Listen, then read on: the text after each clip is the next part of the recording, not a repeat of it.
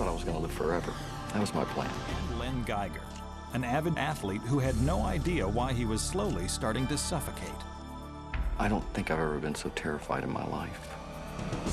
When illness strikes, we look to doctors to give us answers.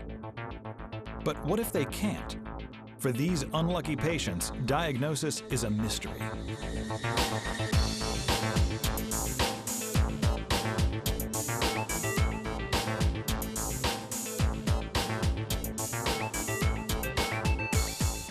Len Geiger's terrifying decline began after almost a lifetime of perfect health.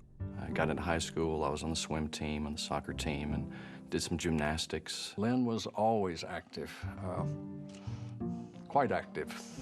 He's the one I always thought would break a limb, and didn't. When he was 33, Len was on a ski trip with a friend, and one night, something odd happened.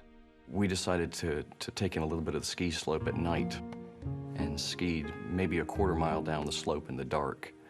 And we, of course, had to walk back up in our boots in the cold. It was very strange. I couldn't catch my breath. I didn't understand what was going on. The friend who was with me noticed, and he made some comments about, "Aren't you glad you quit smoking?" and things like that. Len decided it was just a freak occurrence and didn't go to the doctor. But over the next year, his breathing condition got worse. I started developing bronchial infections, chest colds that wouldn't go away. They'd last for 2 weeks at a time, be gone for a week, and then would come back again. So I'd go to whatever urgent care center that was open, and every time I'd go in, I get the same thing.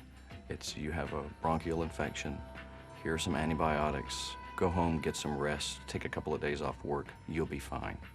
The infections eventually went away, but Len's problems were only beginning. I started noticing that I was avoiding things. I was avoiding stairs, for example. I remember very clearly realizing that not all parking lots are really flat, that a lot of them have an incline to them, because I'd get short of breath going up the incline. We thought that it was allergies or something in the environment that had to do with what was happening to him. But I didn't give it great concern because things come and go with children's health. So we thought would clear itself up. But as the weeks passed, Len's lack of breath became even more intense and debilitating. Within a few months, I started becoming short of breath on almost a daily basis. And that's when I really realized that there is something wrong. I didn't know what it was. I didn't know if I wanted to know what it was, but I knew there was something going on. I began to get scared.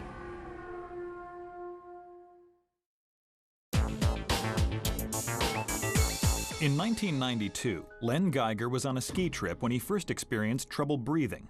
A year later, his shortness of breath is beginning to interfere with his life, and Len realizes it's time to visit a doctor. He says, "You're obviously in good shape. You take care of yourself, you eat right, you don't smoke.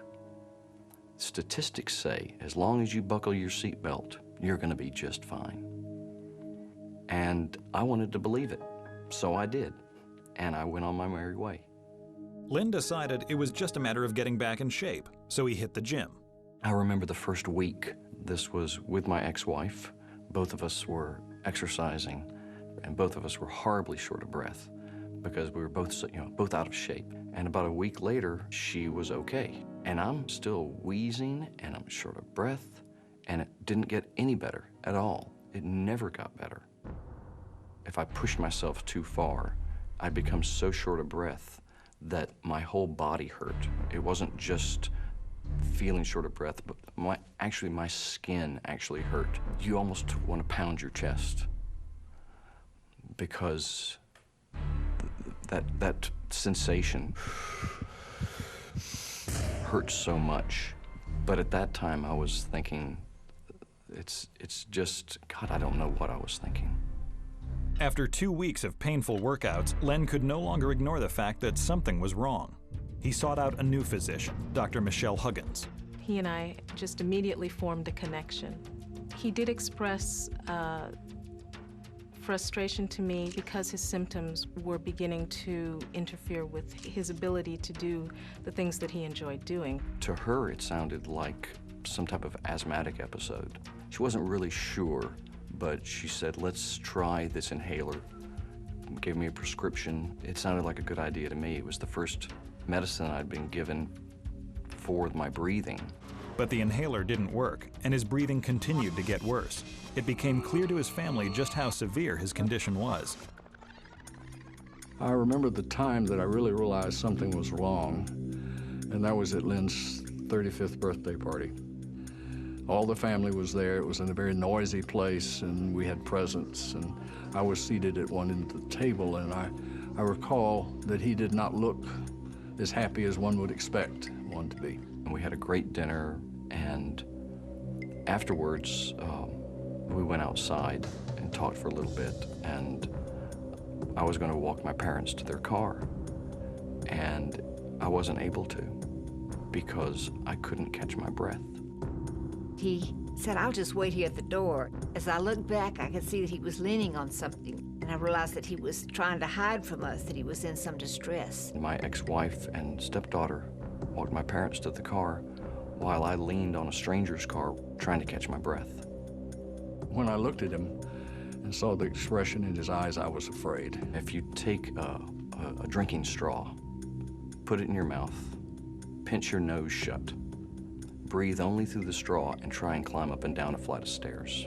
That's what it feels like. It freaked me out. And it brought it home to us so hard, we realized how very real and how very, very troubling it was. Everybody had seen this. There was no denying at this time. There's something going on. I don't think I've ever been so terrified in my life. I called back my new doctor, Dr. Huggins, told them that I wanted an appointment for that day. And the nurses asked, "What's the nature of the visit?" And I said, "I want to know why I can't breathe, and I want to know now."